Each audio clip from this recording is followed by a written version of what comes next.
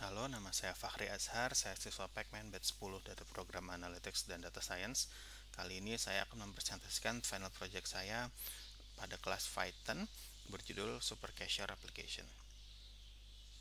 Nah, tujuan dari project ini adalah untuk membuat suatu aplikasi atau program untuk sebuah supermarket yang ingin membantu usernya dalam menginput item. Nah, kemudian kita juga ingin membantu user tersebut untuk menghitung item yang akan dibeli. Requirement dari project ini adalah kita membuat kelas dengan nama transaction. Kemudian dalam kelas tersebut kita membuat method untuk menambahkan item, method untuk memodifikasi item seperti nama item, item quantity, dan item price. Kemudian method untuk menghapus item. Kemudian lagi membuat method menghapus semua transaksi. Terus juga method untuk mengecek hasil input user dan method untuk menghitung total belanja. Nah, kita juga ingin menghitung diskon jika total belanja mencapai suatu nilai tertentu.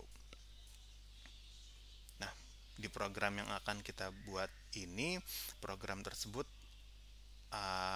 dapat mengarahkan user untuk memilih menu-menu yang ada gitu. Nah, sini ada main function di mana ini adalah menu dari menu utama gitu. Di sini flowchartnya adalah pertama program di start, maka program akan menjalankan atau menginstansiate transaction class. Nah, kemudian user akan di prompt dengan main menu di mana user bisa memilih menu-menu yang ada di sini. Di sini ada 7 menu. Di menu ketujuh adalah uh, program akan exit gitu. Nah, di menu kelima dan keenam bisa kita lihat dia akan memanggil subproses yaitu transaction check item dan juga transaction dan total price.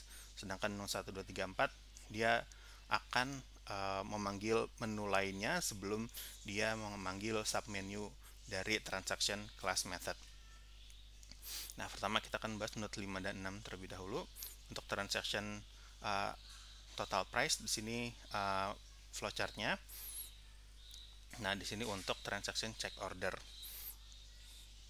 Nah, kemudian seperti kita jelaskan sebelumnya bahwa user akan memilih menu-menu. Nah, di sini ada menu new menu item menu. Di sini flowchartnya dan kita akan memanggil sub proses yaitu transaction.item dan ini adalah flowchart untuk transaction.item.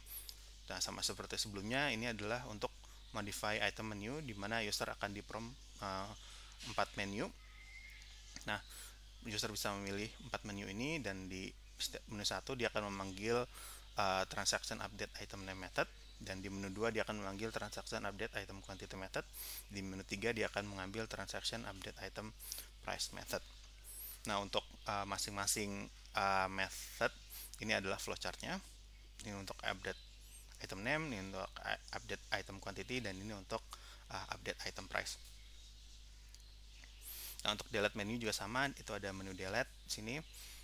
User akan di prompt untuk menginput item dan kemudian akan memanggil sub proses. Di sini sub prosesnya adalah kita memanggil transaction deleted item. Ini ada flowchartnya. Nah, seperti itu. Nah, kemudian kita masuk ke functions yang sudah kita buat. Nah, di functions yang kita buat ada function di kelas atau method gitu. Nah, di dalam kelas ini kita ada object constructor. Di sini object constructor kita berisi satu objek yaitu self-driven container, di mana ini di sini berfungsi untuk menyimpan item-item yang akan diinputkan oleh user. Gitu. Nah, di sini ada function, ada atau method, ada add item. Di sini user bisa menambahkan item-item yang bisa mereka beli. Dan jika sudah berhasil maka akan mengembalikan message yang berupa teks.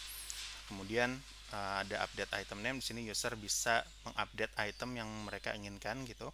Jika item tidak ada di dictionary yang self container, maka dia akan mengembalikan nilai invalid gitu. Sedangkan jika berhasil dia akan mengembalikan nilai valid.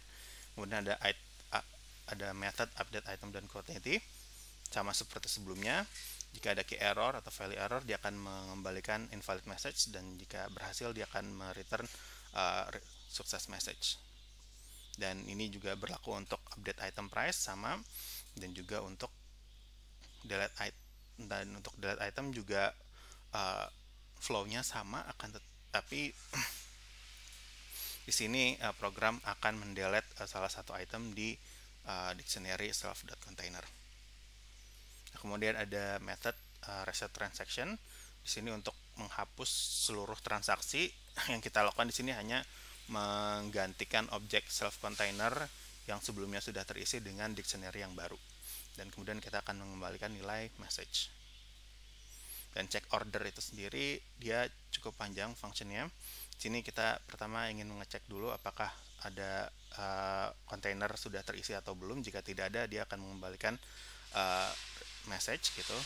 Dan kemudian setelah itu kita melakukan copy dari self container. Kenapa kita melakukan copy? Karena kita ingin memanipulasi data yang ada di container sehingga kita ingin membuat objek yang baru gitu. Dan di sini adalah algoritma untuk pengecekan item yang ada di container. Dan kemudian jika ada item yang inputnya invalid, maka dia akan mereturn invalid gitu. Jika tidak ada, maka dia akan mereturn valid. Nah, terlepas valid atau tidak, program akan mengembalikan tabel yang bisa dilihat oleh user. Dan total price sama, pertama kali dia ingin melihat dulu apakah kontainer ada item yang kosong atau tidak.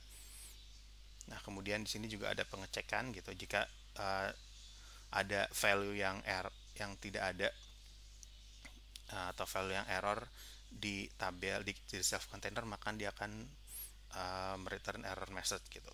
Dan jika tidak ada error, maka dia akan menghitung discount dan setelah itu akan mereturn message. Seperti itu. Nah, sekarang kita melakukan demo untuk test case yang sudah dibuat.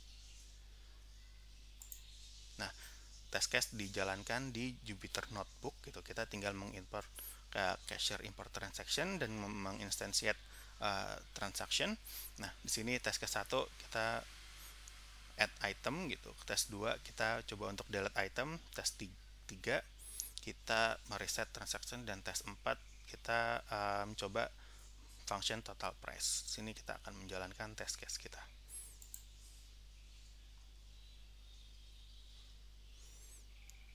Oke, dapat dilihat semua test case kita berhasil dijalankan.